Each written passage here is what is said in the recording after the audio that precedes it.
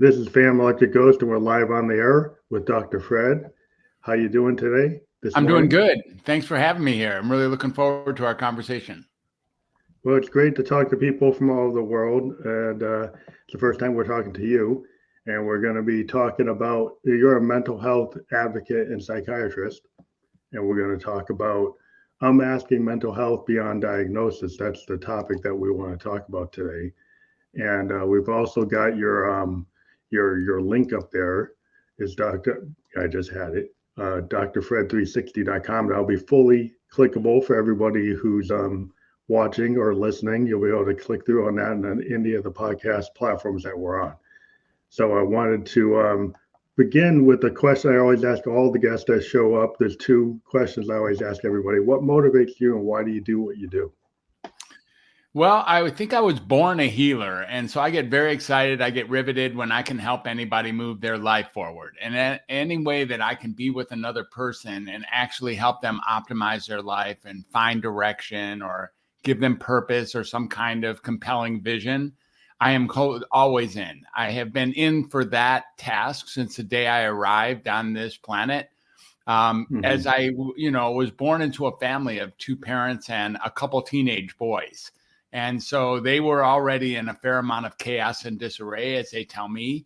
And my job was to come there and bring joy and love and peace to a family in chaos and disarray. And I've just been doing that ever since. That's good that you knew your purpose from the beginning. That's always good to know because sometimes people are struggling to figure out what they're going to do. Well, don't get me wrong. One of the topics, questions that you like to answer that we're going to go ahead. I'm saying it's not like it's been a straight shot. It isn't like I've known this for 66 years every single day. But when I look back and answer that question, that's what comes to mind. Comes to mind. Okay. So one of the things I would want to get into this concept of how can someone undoctor their mental illness, and maybe you can define what undoctor means for you. Yeah. So let's talk a little bit about what the undoctor is. The undoctor is a name. It's a moniker that I received a few years ago from a good friend. When he heard me again, and I was at a retreat with him and a bunch of other men, and talking a little bit about what my task is in life as a psychiatrist. So I've been a psychiatrist for 35 years, and I've been in the mental health field for 44 years, ever since January of 1980. And I went into that field in January of 1980 after dropping out of college for the second time. And I made it clear to my mom and my dad that I would never go back to university under any conditions. So, of course, my mom wanted me to get a job because that's what moms do, right? Get a job. All right, mom. So she got me an application as a child care worker at a state mental health facility for adolescent boys. And for the first time in my life, I was doing what I really loved doing and getting paid for it. And that was actually having great conversations with people. These people were these so-called kids, 6 or 7 years younger than me, who were having some form of trouble or had found themselves in a state hospital one way or another. But after all, so did I. I just happened to be on the staff side. And there I was. And we were just having great conversations and healing was taking place. And I knew in my heart of hearts, all the way back from that first day when I already told you I was born, that communication was where it was all at. That was what I was enchanted with. That was what was so engaging and compelling for me looking forward. I always wanted to learn how to communicate. And here I was learning not only how to speak effectively, but how to listen. I was finally realizing that communication could heal.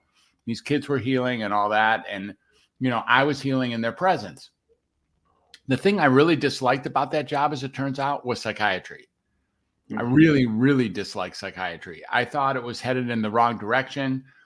Jimmy and Johnny would get into a fight or Timmy would be up too late. And then we'd call the doctor on call and he'd come running down or walking fast anyways and show up and talk to Timmy for like 3 seconds and then talk to us for like 7 seconds and then go into the nursing station, take out that weapon called a pen and write it into a chart.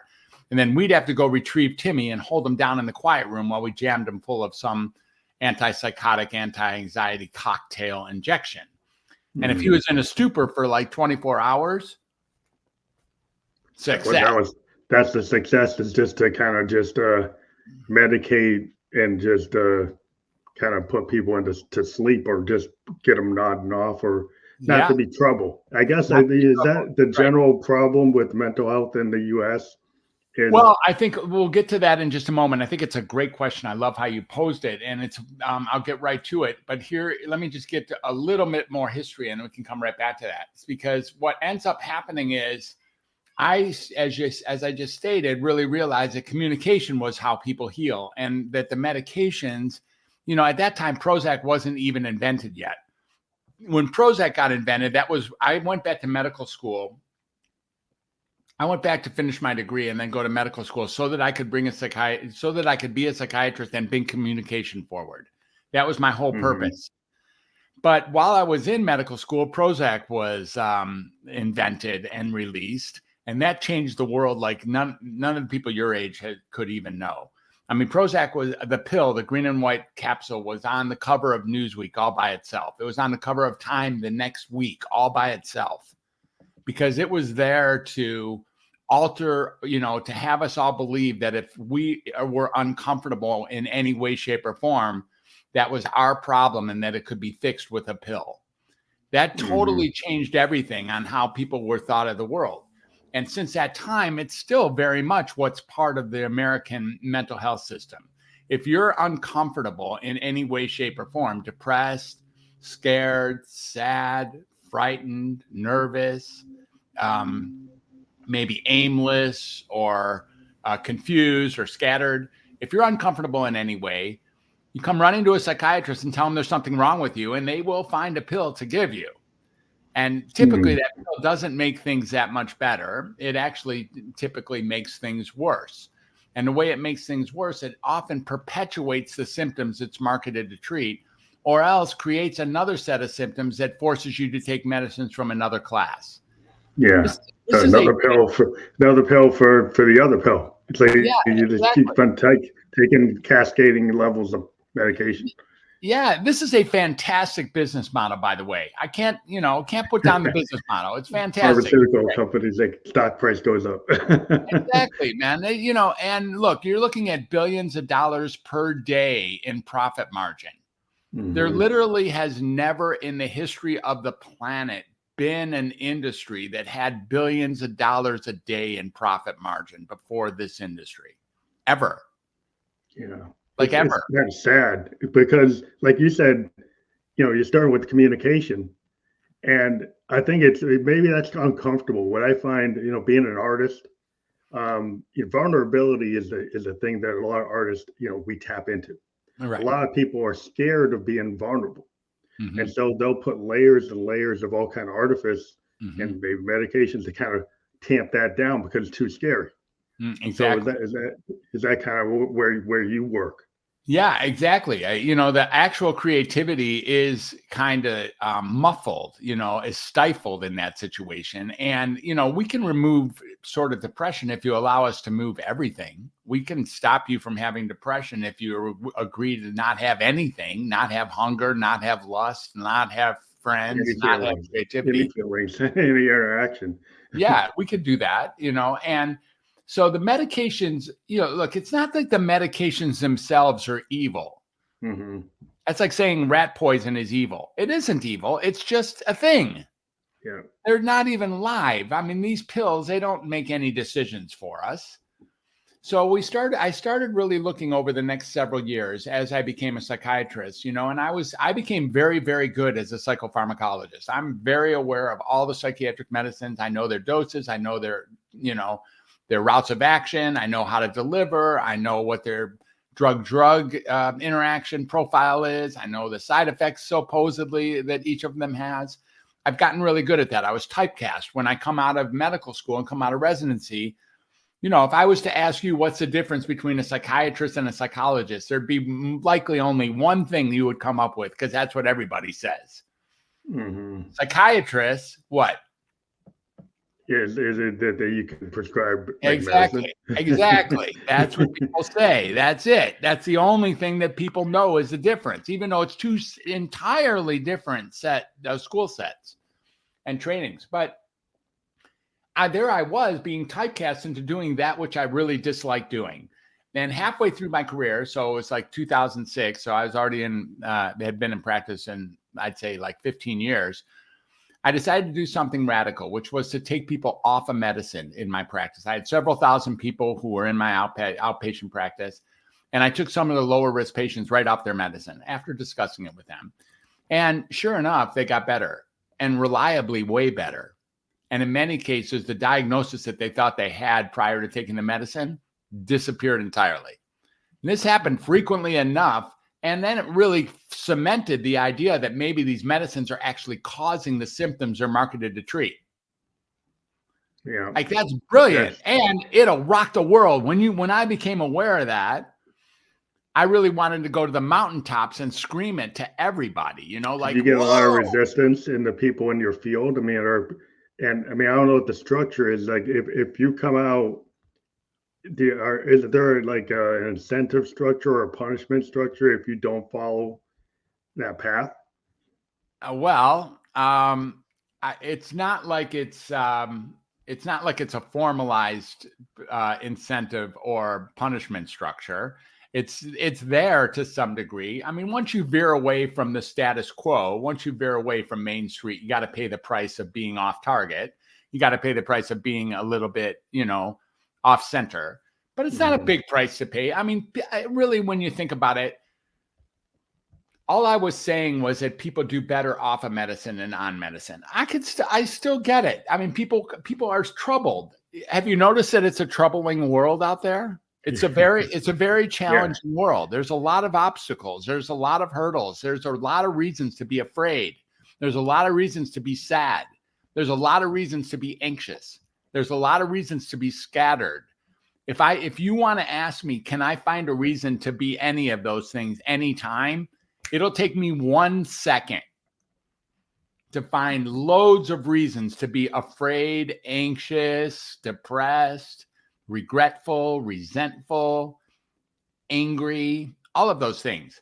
I can get life. There. Well, it's life. I mean, life is it's not going to be ideal. Well, people want it to be idealized, and maybe that's why they want to get medicated, because it's not matching their idealized that's marketing. vision. That's the marketing of the drug. It's not what the drug does. As you see, you don't know a lot of people that are taking a bunch of medicines and they're really, really happy. That's not the case. Yeah, it's usually not the case. Okay, so I began to really realize that. And, I began to take more and more patients off of medicine, and, with really good results. It's interesting. There is a subset of people who come off medicine, and it actually is, they want to come back on medicine.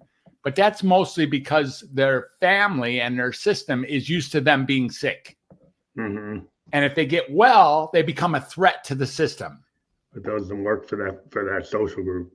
They start talking the truth. It's like, whoa. Nobody wants to hear it. I don't want to hear that, dude. Like, you're going back under. Yeah. And so that happens a lot. And, I don't want to make a disclaimer, because I know that we're streaming and there might be people listening right now, and I hope there is. For the people who are really into their diagnosis, who really believe that their diagnosis is what saved their lives, and then they get therapy, and then they got medicine, and they're all down with it. They think it's the greatest. They couldn't imagine a life better than they have right now, on whatever medications and whatever treatment with whatever diagnosis they have. Please, please, please don't change course based on what I said. Mm-hmm. You stay right where you are. If you have figured out some part of life that you're happy with, that has left you empowered, and you feel like it's the best it could be, dude, congratulations. Please stay on that path. Mm-hmm. It's not a matter of arguing with what I'm saying. Keep doing what you're doing. But kind of individual case by case, right? It's like a case, everybody wants one size fits all.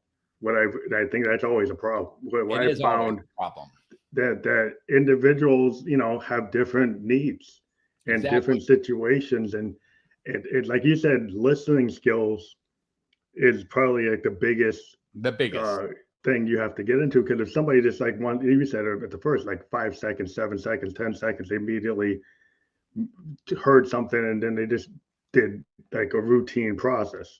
Yeah. And didn't really take the deep dive that you're talking about. Well, that takes work. that takes time. So I guess it takes work. You could say it takes work to eat toxic medicine too. Don't get me wrong. Your body has to work hard for these things that it wasn't built to manage. So I'm not speaking to the group that's doing very well. They can keep listening, no problem. But I'm not telling them to get off their horse. This conversation is for the hundreds of millions of people who know they're on the wrong horse. Yeah. And there are hundreds of millions of people who know that they're on the wrong horse. They already know they're being misdiagnosed, underdiagnosed, overdiagnosed, overmedicated, undermedicated, unmedicated, whatever they think they are. This is that conversation. Okay. So we move on. I start doing practice. My practice shrinks in around 2006, 7, and 8, because I start taking people off medicine. They start getting better and they say goodbye. And I work myself out of a job. It's great news. Like, how cool is it to be a psychiatrist who can work himself out of a job? It was so cool. People are getting better and they said goodbye, hugs and kisses, and out the door they went. Now, I started doing some traveling work all over the United States. Locum tenens work, filling in for other doctors who are sick or going to die or got fired or something. And I really learned a lot about how psychiatry was delivered all over the United States. And it was all very similar in most cases. Then I started doing work around the world. And I started doing work from Asia, from Bhutan and Thailand and Nepal, and then Israel, and then Italy, France, England. I started doing some work at an international level. And I started seeing really what is humanity? What's the point in this humanity thing? I don't have the answer. If y'all waiting on bated breath about what is humanity and what are they here for, I don't really know. But one thing we're here for, at least it seems very clear, is to create robust human connections. Everywhere I went, that was emphasized and amplified. No matter whether I was in, like in the Tibetan neighborhoods, or whether I was in Tel Aviv, or whether I was in Rome, or whether I was in Des Moines. They're all the same. Everyone knows there's a massive power in creating a conversation-based human connection. Everyone knows that. That's what you and I are doing after all. That's what the listeners are doing after. Why are they tuned in? Yeah. Because they're interested in robust, honest to goodness, core level human connection. That's what's most important. Once that is created, massive healing happens instantaneously, by the way. Have you ever gotten to the point where you were feeling confused or in disarray or in some degree of chaos with yourself or discomfort, and you spoke to it to somebody and they got it, and boom. Yeah. Like boom, right then. Like where you can tell your story. That Like if you can tell your story and then somebody empathizes with you and somebody understands it and doesn't make derogatory statements about what is going on. Right. Then you feel like you've been validated. Exactly. It's a resonating harmony. It's beauty. It's called health. It's called healing. It's called love. It's called human connection. I know that. And so do you. And so do they. And so does she. And so does he. We all know that. In our heart of hearts, we all know that that's true. Now, some of us, you might say, some people, they don't like human connection. The only reason they don't like human connection is because they've been hurt so many times trying to get that which they wanted, which was a human connection. They've been hurt and they've decided it's not worth it to get so hurt pursuing a human connection. But humans are built to have and try and be with other humans. So if we look at this robustly, we start realizing that I've never seen, nor will there ever be, a medication that is more healing than a human connection. Like the best medicine that's out there is a human connection. It's way better than Zoloft or Prozac or Seroquel or Adderall or whatever you think you're taking. Way better than all of those is a human connection. Now, when we start looking at that, we start saying, okay, what's the problem with these medicines? Now, you have to, let me back you up to 2006. When I finally made this realization, I wanted to go to the mountaintops and tell people to come off medicine, as if medicines were the problem. But it turns out that medicines aren't the problem. I don't have any entryway just being violent about telling people that medicines suck. That doesn't work. Yeah. Yeah. People believe whatever they believe. And they're like, yeah, Fred, what the hell else were we supposed to do then? Here's the deal. I started realizing it's not the medicines. It's that people think there's something wrong with them. Oh, yeah. That's the core. That's the problem, right? And that's powerful because I think there's something wrong with me often too. And frankly, so do you. It's like inherently normal to think there's something wrong with you. You don't like the way you look. You don't like the way you talk. You don't like the way you think. You don't like their actions. You don't like your mistakes. You don't like your neighborhood. You don't like your life. You don't like your purpose. You're not aligned with yourself, whatever the deal is. And then you think there's something wrong with you because you compare your insides with everybody else's outsides. And you're pretty sure they got it together way more than you do. And then you start thinking there's something wrong with you. And then you go knocking on the psychiatrist door. And then when a psychiatrist who's listening for buzzwords, he's listening for words like he or she, whatever. And I don't mean to say whatever, but I'm talking just in general, are listening for like, racing thoughts. I'm scattered. I'm sad more days than not. I have, I'm impulsive, or I'm unable to finish tasks, or I'm awkward in social situations, or I have a memory that I can't shake, or whatever they say. Psychiatrists are all about those buzzwords. They hear those buzzwords, they are on it like flies, dude. They are on it. And they are ready to deliver the next treatment because that's what you came to them for. As you and I used to know before we developed our new hairstyle, if you go to a barber shop enough times, you're going to get a haircut. Yeah. If you go to a psychiatrist enough times, you will get medicated. Yeah. And here's the deal. We have to medicate you. We have to. We definitely have to diagnose you. Because in all third-party cases, no one pays for a well patient. If you come and see me and as a psychiatrist, and I say nothing's wrong with you, I will not get paid. I will not get paid, my friend. Incentive structure. They got a whole structure to the business. Yeah, I won't get paid. I'm not kidding. I need to give you some diagnosis. And once you have that, it's luggage.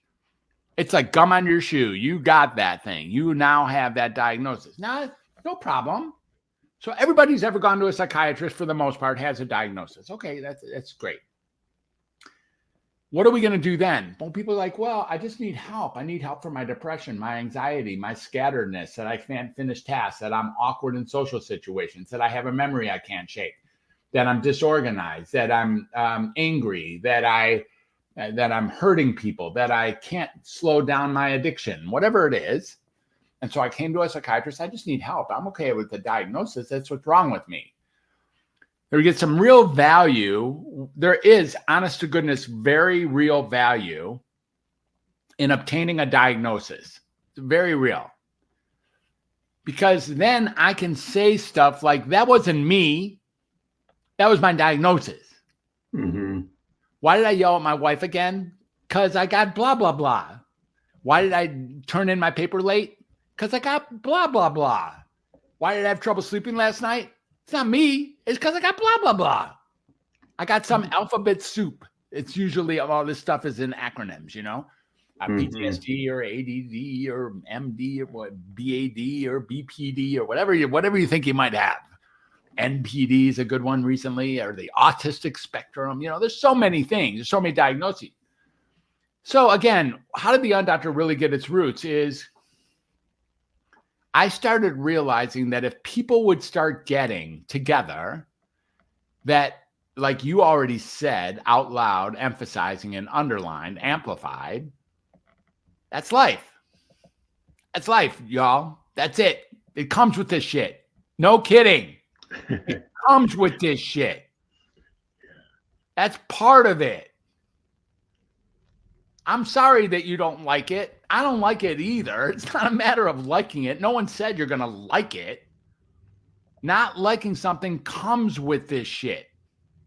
feeling uncomfortable, in disarray, feeling disappointed or distressed or detracted or distracted or depressed, it comes with this shit.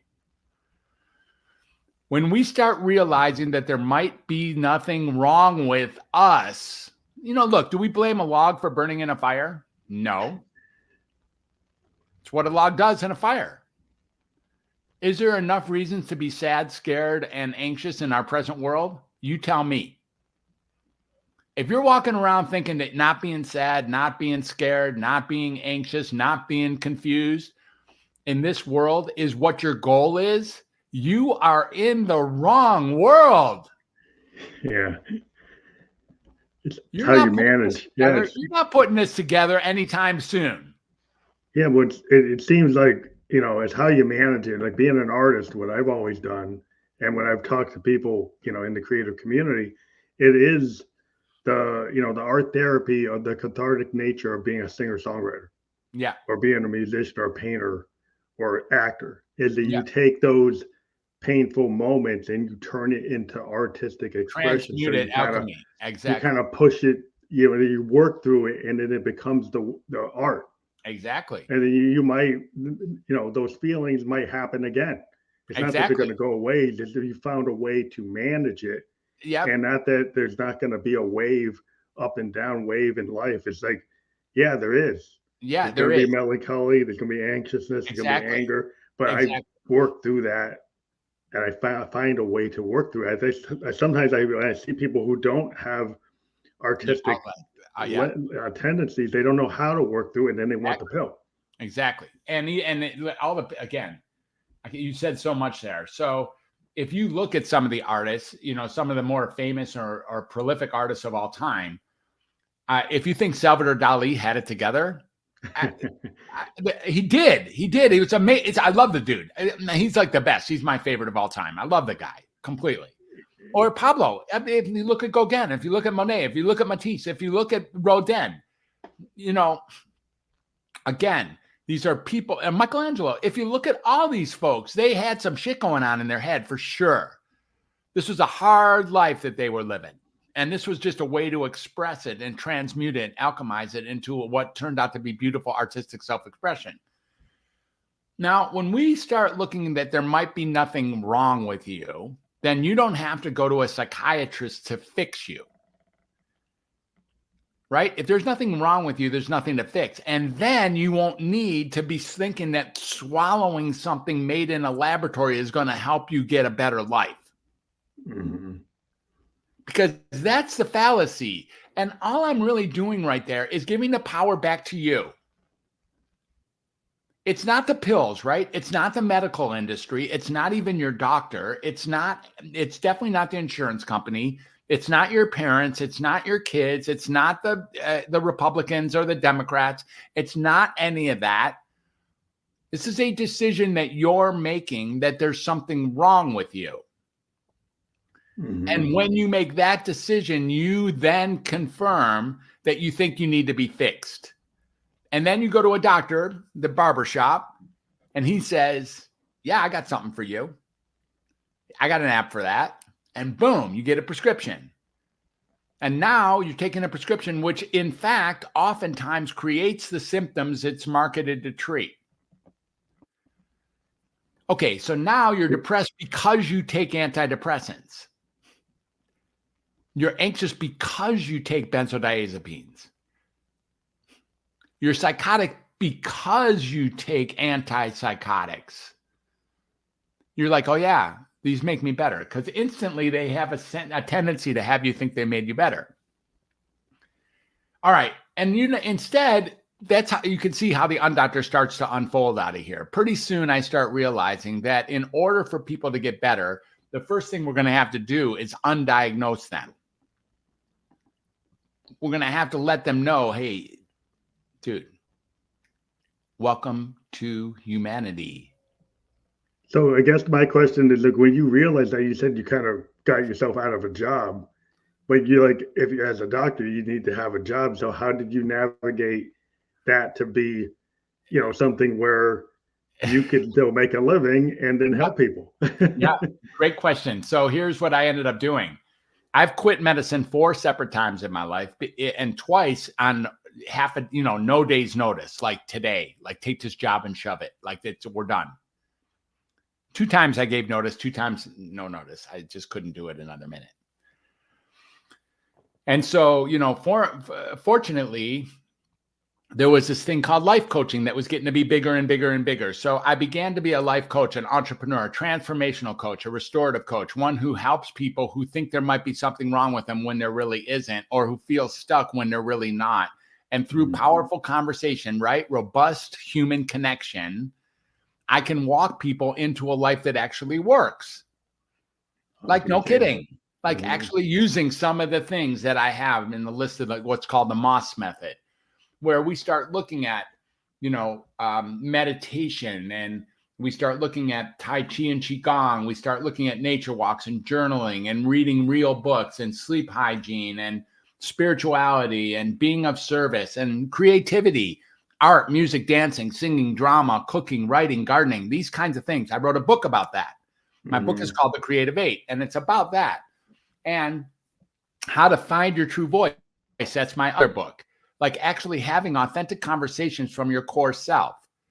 Now, when that's the case, when I start pushing that forward, for a while there, I couldn't do it as a psychiatrist, because we've already decided what a psychiatrist is for. Yeah. Diagnosis in medicine. That's what it is. That's it. So what did I do? I tried to interface. I tried to be like, okay, yeah, you came to me because you want a diagnosis and you want medicine, but I'm not entirely aligned that there's something wrong with you. Do you want to know something that's really interesting? Psychiatry is the only subspecialty in all of medicine that if you tell someone there's nothing wrong with them, they get pissed. Because they were looking for that diagnosis. Go to an oncologist, and then when they tell you that there's nothing wrong with you, you're going to be thrilled. You're thrilled, yeah. How about cardiologist? Same thing. How about ophthalmologist? Same thing. How about, proctologist? Same thing. How about anything? Yeah. But you go to a psychiatrist and they tell you there's nothing wrong with you. You're like, dude, I'm going next door to find a real doc. Yeah, it's a conundrum. Yeah. So how do you get? So the life coaching model, you found a way to like, okay, well, in this model, I can do no harm with I don't want to be in that other place. Exactly. Where you don't see it working. So like, if you don't feel what you're doing is having an effect, you probably, you don't want to be there. Exactly. That's exactly right. And that happened a bunch of times. And you mentioned the do no harm. So that was a key feature of this whole thing, is that how can I do this without doing harm? And it's a constant struggle. I want to say that, because because I don't want to deliver medicines and a diagnosis doesn't mean that I'm doing no harm. In other words, if I leave these people be, they're just going to go next door and get it anyways. Was that the best thing that I could do? It's a big question here. Can I engage somebody and have them just start realizing that maybe there's an adjustment they can make that's different than what they thought they needed? So can I meet people where they're at and open up new conversations to the possibility that maybe they don't deserve a diagnosis and medication? Maybe they just deserve to be heard. Yeah, you're thinking out the box. Like, and everybody's always in the box. And like you're undoctoring is kind of like, I've always talked about this unconventional out of the box thinking, because everybody wants to, clone the next thing or copy things or just be on a autopilot. You just phone it in, you say, okay, I just want to be on this routine. And that's not always what's necessary. No, not only is it not necessary, it makes things worse, my friend. Let's keep this in mind. If it was just a Band-Aid, I'm in. I'm good with a Band-Aid. I don't mind Band-Aids. Band-Aid, it's fine. When I get a cut, I don't want to bleed on my bed sheets. I put on a Band-Aid. But it's not a Band-Aid. It's a Band-Aid with a razor blade embedded in it. Which you can see how that would work. If I put a big let's say I cut my thigh and I put on a big Band-Aid, for a while there, even if it has a razor blade in it, it'll look like it's working. Right? The blood will stop. And then moments later or days later, it'll start oozing out of the sides. And I'll think that my cut got worse. So the only thing I can do in that situation, that I think, is to get a bigger Band-Aid. Yep.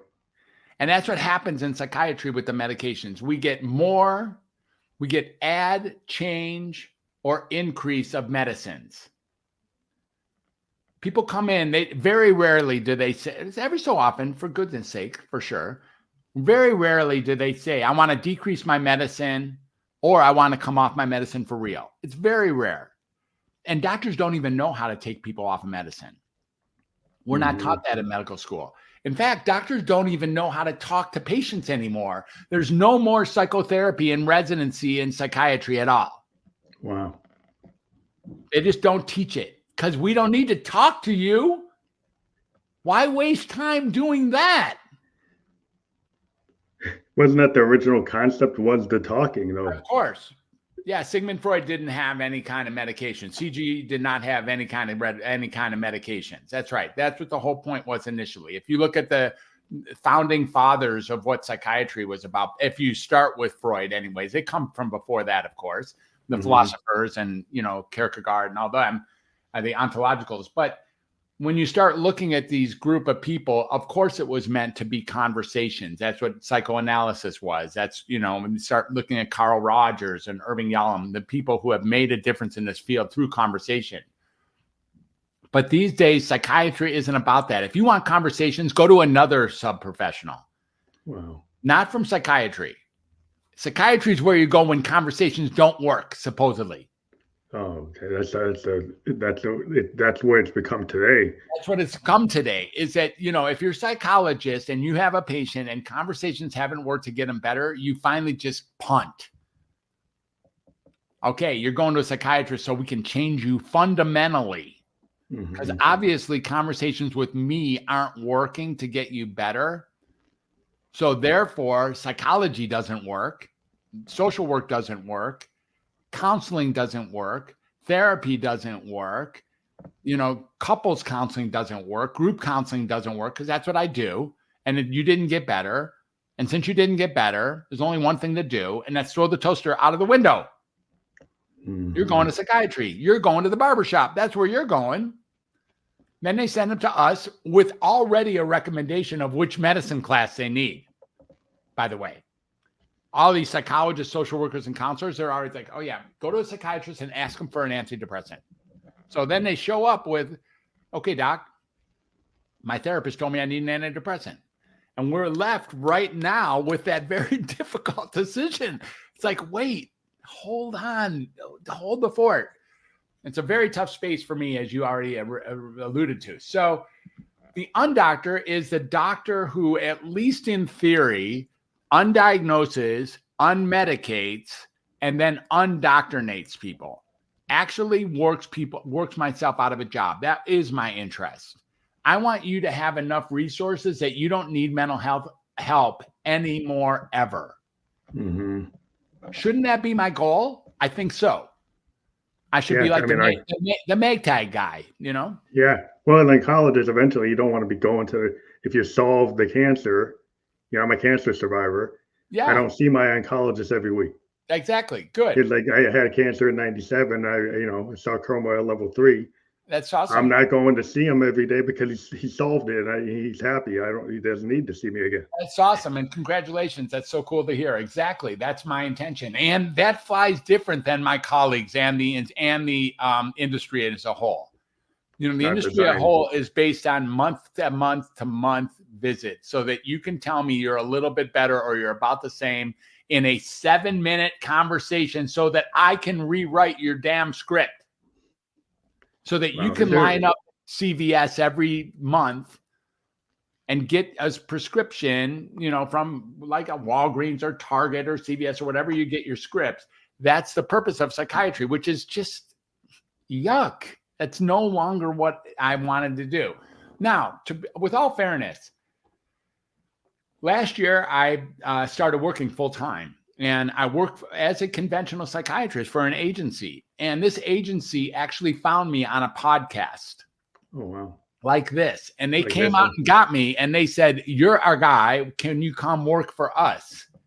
And it was like, okay, yeah. And so they have opened the door for me to actually create conversations as a psychiatrist as a way of healing others. I still they were on the same path. They were in the same path. I mean, or maybe somewhat same path? Somewhat the same path. I mean, after all, they have to make money, so I do need to diagnose everybody, and I usually give them whatever low-level diagnosis I can, and then create conversations that are healing. And every so often, someone shows up at my barbershop. They're like, dude, I've been getting Adderall for 12 months, and I need a new doc, and you're my doc. Well, I'm not going to take anybody off of Adderall in that situation. Mm-hmm. I do have the skill set. I do have the license. I can medicate. So that person stays on Adderall. It's rare, and I really appreciate this, that I'm the first guy to diagnose somebody and then give them medicine. You can see that would be unlikely from my perspective. I'm not that happy to do that. Every so often, I've had the challenge where someone comes in and they say, I've never been on medicine, but my sister, my brother, and my best friend think I have attention deficit, or think I have social phobia, or think I have, bipolar disorder. And then they want me to deal with that. To validate it, And so I am left with either dealing with that or losing the patient altogether. Mm-hmm. So I'm like, okay, we can try this medicine, we can try this diagnosis, but let's be honest about what to expect. So I give as much as I can. They call it informed consent, right? My job at that point is to do as much as I can to share what I know about these medicines and what I don't know, and what I know about diagnoses and what I don't know, what it's likely to do and what it's likely not to do. And then, and then they choose to go on medicine or not. If they choose to go on, I go right on, and I don't have to be embarrassed about prescribing for some people still. So I don't. You get them to go into the full picture, where maybe somebody else maybe doesn't dive as deep as what you're saying, maybe. Exactly. That's exactly right. We start looking at, I let people know right away that the real action, the best medicine we have as humans, you already know what I'm going to say. Yeah, is a human connection. It's a human connection. There's nothing that beats that. I'm sorry. You've never had anything that beat that. It's so interesting that people are so disconnected. The reason I do the podcast in this kind of free format is to have human connections and actually talk to people and not do like a scripted control. That's why I do it live, because I tried to live in this world where people want to be too perfect, and they wanted the perfect recorded stop and start, make it, edit it, do all these things. Right. And I'm more about let's have a real human conversation. Exactly. With all the bugs and all the trip-ups, all the stumbles, everything. Yeah. And it is so hard today because everybody wants to be perfect, and we have all these tools that we can go edit our photo, we can edit our language, we can edit what we write and run it through AI. And is that really you? Or is that the AI? Or is that really you? Or is that the Photoshop? And so there's so many things where we're not being true. We're not being vulnerable.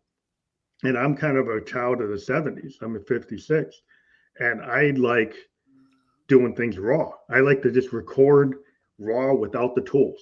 Yeah. Jump on my bass, jump on my piano, and just play it. And if it has a happy accident, it's out of pitch, it's out of tune, that's what it is. That's what it is. Exactly. And it's very hard to get people into that, because they was like, can't you go in there and correct it? And I'm like, why would I correct it? That's the beauty of it. That's what it is. That's the smorgasbord of life, man. I got an A flat that's a little bit out of tune. Oh, well, that's what we got today, Yeah, it's what it is. It's like a thing like a jazz. It's a kind of thinking in a jazz fusion or bebop or just experimental music standpoint. Is like, why can't I do that? I mean, Lou Reed was famous for not even tuning his guitar. That's interesting. He said, why do I need to do that? I'm just going to do it. That's really interesting. I didn't know that about Lou. That's pretty. Yeah, he used to like people used to look at him in the studio. Like, well, that's out of tune, Lou. It's like, well, what does that matter to what I'm trying to do? It's really good. I love that. I didn't know that. Yeah. Yeah. So I think we're on the same page here. You start looking at Welcome to Humanity, you start looking at Find Your True Voice, you start looking at, the Creative 8, and then you start looking at what the Undoctor really is. And you start seeing that they're all together here. It's a transformational restorative coach. And ultimately, I woke up this morning, or maybe it was last night, I don't know, sometime in the last 24 hours. I don't have to release myself from being a doctor.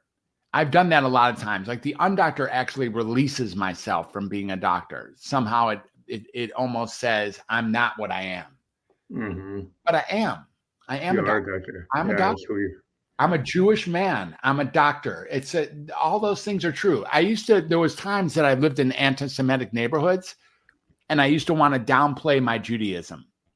Oh, yeah. Right? Like Like Bob Dylan. Bob I Dylan met used it, but instead of Robert Zimmerman, say you're Bob Dylan, you know. exactly. I wanted to do that.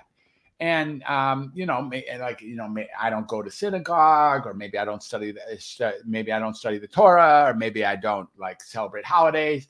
Then I would tell people that just to somehow wash down what I really am. But if I really want to be honest with myself and with the community, I am a trained 45 years in the field doctor.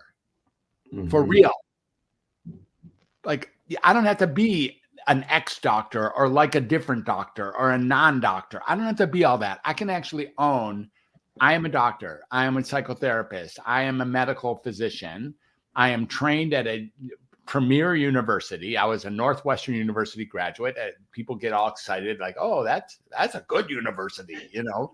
It's like, okay, University of Cincinnati, residency and fellowship. I have like this amazing set of credentials. I look at my CV, I'm blown away. I'm like, who is that dude? We have the acceptance. Like you were, I guess, like from what you were saying, that you were being disappointed in the role and Right. kind of divorced from it. Exactly. And I've run into people who are like, artists that suddenly decide, well, I don't want to be that. Right. And then eventually they accept it, like, well, that's what you can do. That's who that is your style. That is who you are. And then they try to walk away from it. And then eventually they realize that, like, there's nothing wrong with me being this. Exactly. And they have to learn how to kind of rework it in their head after they went through the trauma, trying to, reimagine themselves. It's like, well, not that you can't grow, but that is who you are as a human being. Exactly. It's just who I am as a human being. And it's a pretty cool credential after all. Now, people really like they think highly of doctors. People, I can have a pretty large space in the community, and I really am. I'm really an MD. I'm really a licensed MD. I'm really a board certified MD. I'm really an MD with over 30,000 patients in my past. And I've been doing this stuff, like, no kidding, full time or double time every single day for as long as you, almost not you, I suppose, but because you're sitting up there in your 50s, but for the people 40s years old, as long as they've been alive, I've been right here. Well, I think what's interesting is, like, when you have that acceptance and you learn how to navigate, your humanity, it's a hard thing. Well, how can you not do that? But a lot of people are trying to, hide. They hide so much, and they don't know. They got the imposter syndrome. Everybody talks about it, but it's like they don't feel good in their own skin, right? Exactly. They don't. And how do you get out of that other than accepting there's certain level of discomfort? Exactly. Right? No matter what I've ever dealt with. And I remember, like I always mention, it's like David Bowie is a great artist, but he used to say, I didn't feel good as an artist unless I was treading water. And, I would go and do things that are beyond my capability. Yeah. In order to push myself, because I didn't feel comfortable with just phoning it in. Yeah. So I would go push myself, hang out with Luther Vandross and know he can sing better than me. Hang out with Stevie Ray Vaughan knowing he can play guitar better than me. Yeah. So that's a hard thing for some people. Yeah. They can't put themselves next to somebody else that they know is better than them. Yeah. Yeah. Bowie was really great like that. And, in all of his career, he's one of my favorites as well. And, you start looking at all the places where he was on the edge, and for David Bowie to call himself a musician would be just almost a deep understatement of who that man really was. And, he was David Bowie after all. He ended up being nothing more or less than David Bowie. And it's who he is. like a And Renaissance person. Like he's just like oh, he had theater, he had he could play sax, but he would hide from it. He could do it, but yeah, play guitar. But he's like he was a showman. he's a He was true a showman. creative person. He's a creative dynamo Yeah, actor, and yeah, he learned how to bring theater into music.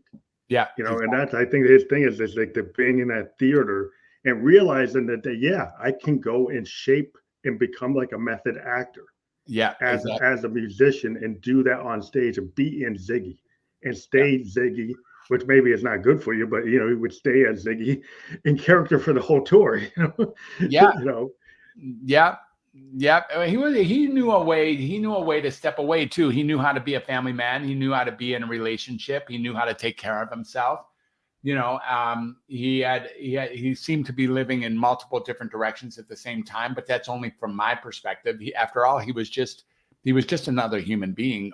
Most people think, although some people might suggest that Bowie was from another planet, but yeah. Well, I think it's just when you find that you can I guess be very expansive. I've it's always been, when I look at guys like Bowie or Miles Davis or yeah, Prince and Hendrix, the yeah, thing I like is the expansive nature of their art. yeah, When and you look at the great artists, like you mentioned, a lot of the painters, is like the expansive nature of challenging yourself exactly. and taking pain and learning how to use it. Right. Yeah. Well, you already mentioned a bunch of people on the edges inside music. I mentioned visual artists, but if you look at Miles or you look at Hendrix or you look at Bowie or look at Lou Reed, look at some of these players who just or Prince, like you said, they're on the boundaries of what is expected inside. They can do the conventional plenty good. Mhm. These are fundamentally extremely sound musicians. Everyone you just named, totally sound. And then they were allowed to vary on the themes. They allowed themselves to go way out there and then way beyond, and then actually create sounds and patterns that nobody before them had ever done. They were allowed to actually create. Push the envelope. Yeah. It's hard to do that because a lot of times you got the bell curve. Like when I'm at work, I'm in software design. And like a lot of times the business I'm in, they're always looking for the guys that are going to be like the new Steve Jobs, but they build a cubicle in a box structure. Like these guys are like artists. They're like Rembrandts. They're like Renaissance people. They don't want to be in the cube, Yeah, right? So if you want somebody who's going to be a Renaissance person, don't put them in the cube. exactly. But, Yeah. but then they say, well, why can't we put them in the cube? It's like, well, that's not, you're not going to get them. Yeah, you're not going to grow. Yeah, exactly. Yeah, Salvador was not in a cube. I promise. But he knew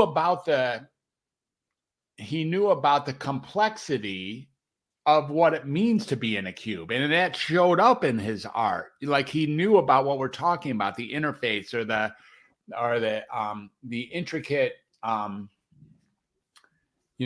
discomfort, if you will, or the capacity. Like he did a lot of cube, like just speaking directly to the cube, like Yeah. the restriction and the prisons that we create for ourselves. Hmm. Yeah, Yeah, you can be in your own prison. A lot of times you can, like artists can be like stuck in a lane, and then they break out of it, right? yeah, But then it's like it's like their one number one song is like they're stuck in that. yeah, Yeah, it's like you create that like one hit wonder. yeah. You can do more than that, and a lot of times you are more than that, but the world only sees you as that. Yeah, and you're again looking at the rock stars. You can look at Stairway to Heaven, or you can look at Satisfaction, or you can look at I don't know. I Want to Hold Your Hand. And at some point, these guys had to lay those songs down and then grow after that. Yeah, Like go beyond it. Yeah, go the way. Beatles. They had to do Yeah, that. I mean, they were the Otherwise, ultimate like teeny bopper band that became uh like experimental band. mhm, You look at the White Album, Abbey Road is like that's not what they were doing with Help that's not what they or the were doing. early. Yeah, That's right. it's like they're got the studio became a canvas. And it Exactly. was like George Martin, he would always talk about like we can treat the studio like an expressionist painter treats Mhm. the canvas. We can layer, and we talk about sound paintings. Yeah. And George Martin brought the idea like you can use the studio and layer like paint. Yeah. And that's what brought the modern music era and the album structure, and you get the Pink Floyds of the world and all those other things, because they started to realize you could do more than what you could actually play live. Yeah, exactly. You can actually layer and do expressive, experimental things Yep. that you can't do live. Yeah. Yeah. And Steve, that became and a whole that's an example of that too. world. Yeah. It's just amazing. And that's so many people want to just say, oh, I just want the formula. But you can do so much more than the formula.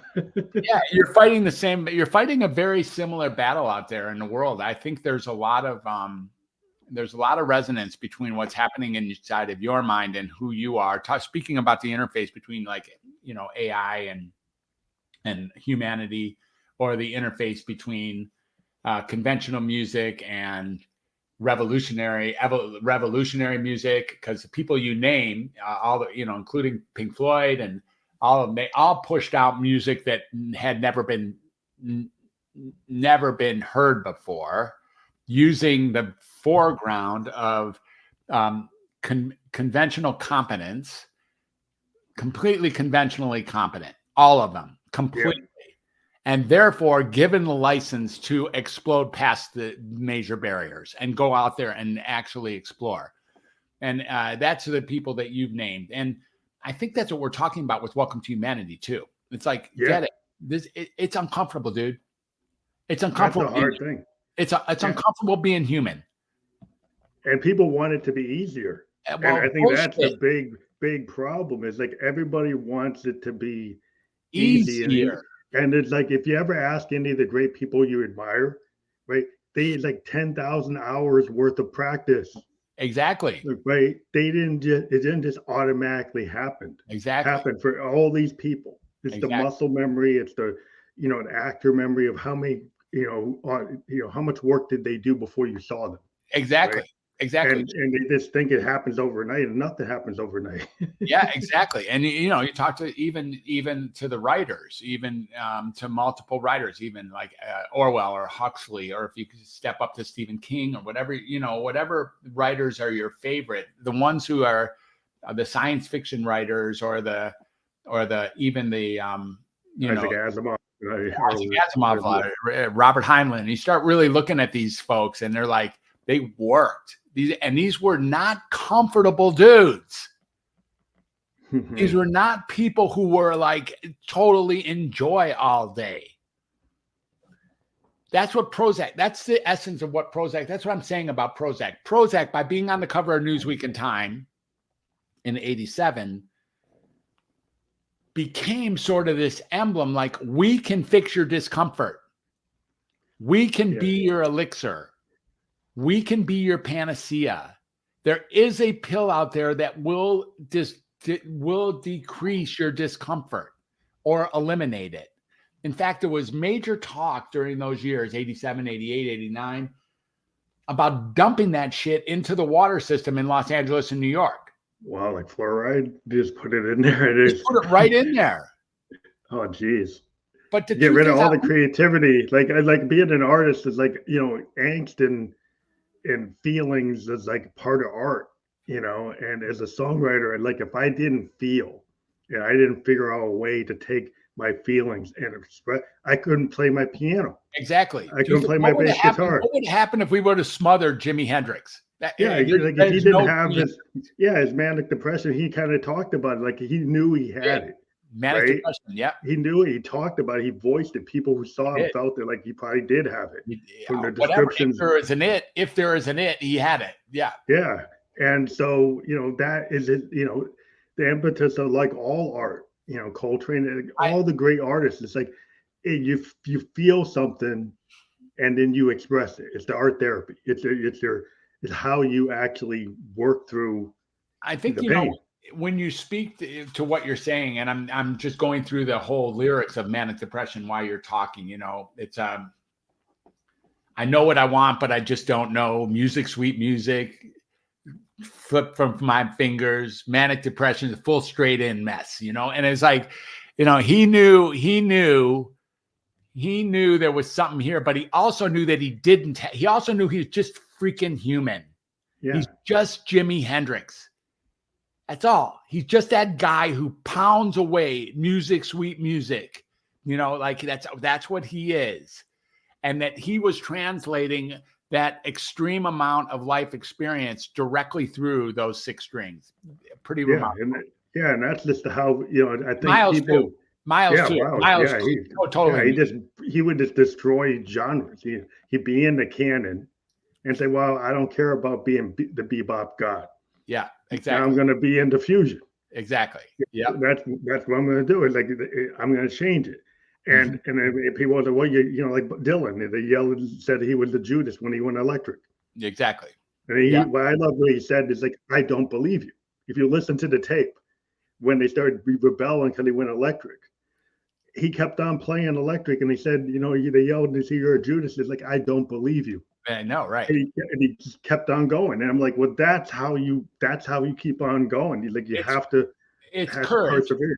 There's a courage involved, and it's a funky kind of courage. They call it courage when you choose to be yourself, rather than cowardly when you choose to be somebody else to protect yourself. Because the truth is, we all know what it's like to pretend to be someone we're not in order to protect the person that we are. We all know what it's like. We were taught how to do that as a student. By first grade, you were doing that every day. Yeah. Then we have to. And then if the crack in the cement gets larger and larger, you never go back to fix it. And now you know how to pretend to be somebody else that you're not in order to so-called protect the person that you are. But the courageous souls that we're talking about, we could go certainly into the athletic realm too and find all sorts of superstars in the various sports that did the same thing. We could talk about Kobe, you talk about LeBron, talk about Michael, we could go into that sport and play hard into these freelancers. Even the present players, Luka and Jokic and Victor, you start looking at guys who are still pressing the edges of what it means. Yeah. And they're the ones who are most interesting because they're courageously going after this game the way they can go after. They're still being, themselves. You can be creative. That's the creative, is like, you don't have to clone. Well, I always tell people, like, don't be scared of who you are, right? Exactly. Go in and don't show me, like, I run into I am a doctor. I'm a doctor. Tim Duncan can say, I am a basketball player, but the truth is, so can Zion Williamson, so can Jokic, so can Victor, so can Giannis. They can all. I am a basketball player. They're all basketball players. They just do it differently. And it's fine. It's like super cool to be creative. That's where success really comes in. When you can be aligned with who your core value is. Find your true voice for real. Welcome to humanity for real. Find your true voice and welcome to humanity are my 2 brands. That's what I'm all about. It's what I've been about. Thank you for letting me even speak to that today. Because this is the truth, dude. I don't have anything better than this. Yeah, I want to remind people we do have your link, drfred360.com. So, like, if people click on that, what do they find there? Is that how they can book to talk to there's you? a discovery option there. You can definitely both, we can talk a little bit about how I can help you or whatever your corporation needs. I do corporate consulting as well, or what going on with someone or yourself. We can talk about whether there's a good fit. And if there isn't, I have enough friends that I can send you in whatever direction. Then you get copies of my books. The PDFs are on that as well. And you can get me to send you a copy of my hardcover of Find Your True Voice or my courses. I've created a couple courses or places I am on social media, LinkedIn for Facebook. There's entryways. That's a pretty cool site. Mm-hmm. And you can see a whole lot about what I'm up to and what I've been doing. Stuff I'm doing in AI and mental health. That's awesome. Yeah, we didn't get to talk about that as much because we're kind of at the end. But I do appreciate that you took the time to talk to us today on the Family Electric Coach podcast. And we do encourage people to click that link because it will be clickable. We were just on Facebook, YouTube, and Twitch. We'll be on all the other major podcast platforms where you can listen to or watch podcasts later today.